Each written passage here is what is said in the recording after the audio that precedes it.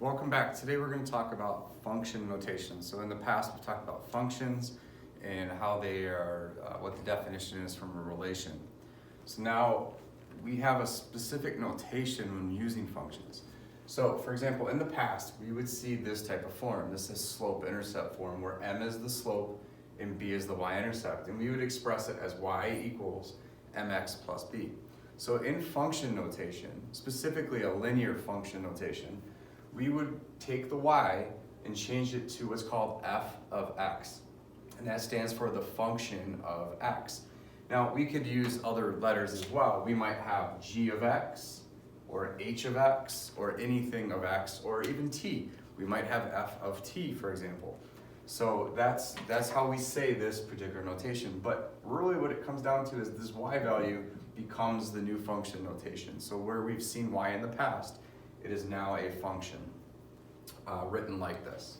Okay, so one thing we're going to do is find the output of the function with our notation. So if the function f of x is equal to 3x plus 4, what is f of 2? So pay attention to the words that I said. This is f of 2. So what we do in this problem is wherever there's an x, we're going to replace it with a 2. And so this is, in the past, what was called evaluating expressions. So we plug the 2 in for x and then figure out what that expression is equal to. So in this case, 3 times 2 is 6 plus 4 is 10.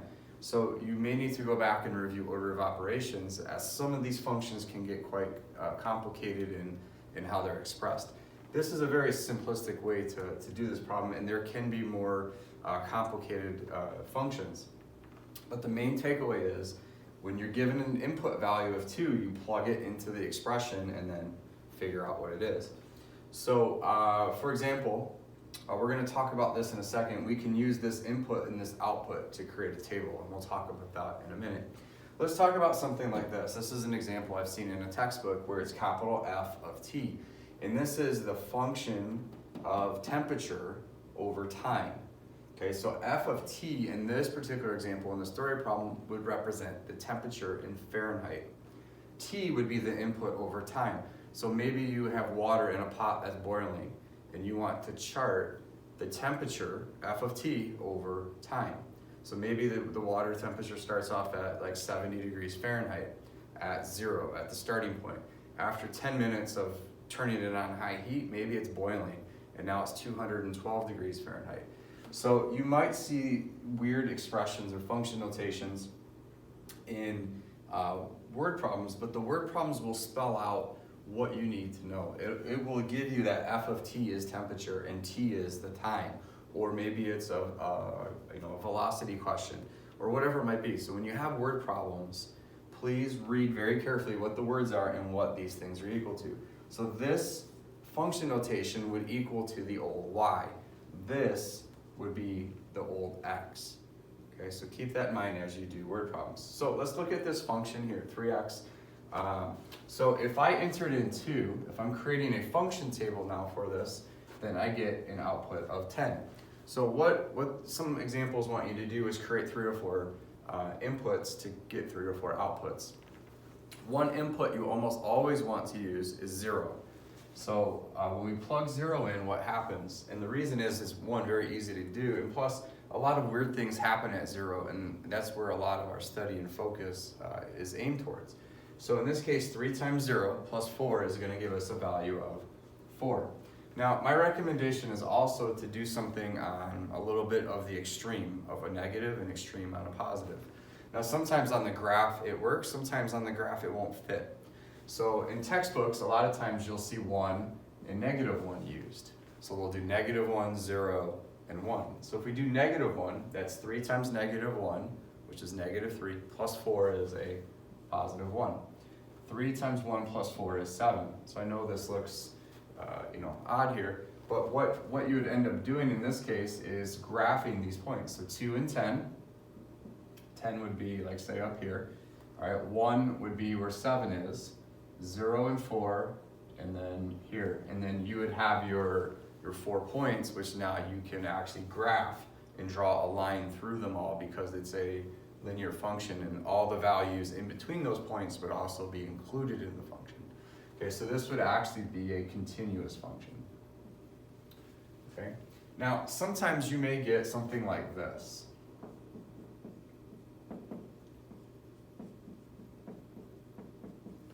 Okay, so what kind of values do we enter here? Well, let's enter in 0. That's always a good place to enter because it's usually pretty easy because the rate of change term, the m with the x, the rate of change with the x would usually become 0. And then we get whatever's left, okay? This point, with the input of 0, this is actually the y-intercept. And the other reason why is because that is an important point of study as well. So that's why we enter in 0. When x equals 0, that's where the y-intercept occurs, okay? All right, so now if we entered in 1, we would get 3/4 plus 2. And although we can do that as 2 3/4, it becomes a messy fraction, especially when we try to graph it. So here's a suggestion to try to graph and see what happens to the line, is to use multiples, positive numbers and negatives work, of the denominator. So the first multiple is 4. So if I enter in 4 here, it's 3 times 4 divided by 4. And so what happens in this case is when we multiply it by the multiple of the denominator and that multiple cancel out and we're left with just the numerator. Okay? Oh, and what did I forget to do? I forgot to add 2 to that value. Okay, so now we have a nice input and we have a nice output. Let's try -4 and see what happens. So if we have -4 in this case, so it would be 3 times -4, which is -12, divided by 4 is a -3, plus 2 gives us a -1. And then we can graph those points and figure out what that function looks like on the graph. Okay, so again, the hint is if you have a fractional m, in this case 3/4, use multiples of the denominator. The next multiple we could use would be 8. So 3 times 8 is 24, divided by 4 is 6, plus 2 would be 8. Okay, so that is a very useful strategy when creating tables. Okay. All right, now over here we were finding outputs. Now with math, usually we do things both ways. So that means we can also find inputs. So in a problem like this, they'll give you f of x equals 8. And what that means is that the y value equals 8. And then they say the function is equal to this, find x. Okay, so what we do is if f of x equals 8, we're gonna replace f of x with 8. And now we have, in this case, a 2-step equation, which should be easy for you guys to solve. So we subtract 4 from both sides, divide by 2, and we get x equals to 2. So what this is saying is that at the x value of 2, our output is 8. Okay, so let's take this and make it more real-world example. So for example, if we have a graph here and it's showing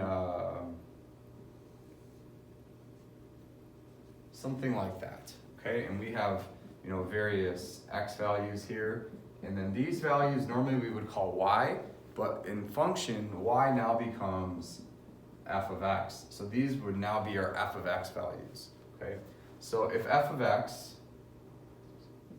were 8, say it's right here, right? Then it's saying, and I didn't graph it exactly, but the x value would be 2, okay? So whatever this might be, say this is minutes, right? After 2 minutes, for example, maybe f of x is equal to the number of people that came in a store, or the number of items that were bought on Black Friday sale, right? So after 2 minutes, the store sold 8 TVs, or something along those lines, okay? So keep that in mind, this is the y value, and all you do is substitute it in, and then solve for x, okay? Now again, sometimes these can be quite easy, sometimes these can be a little bit more complicated. But function notation really is no different from what has happened in the past.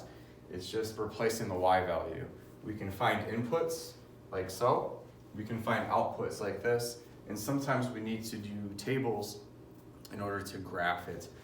Just like we've done tables in the past, except it wasn't x f of x, it was x y.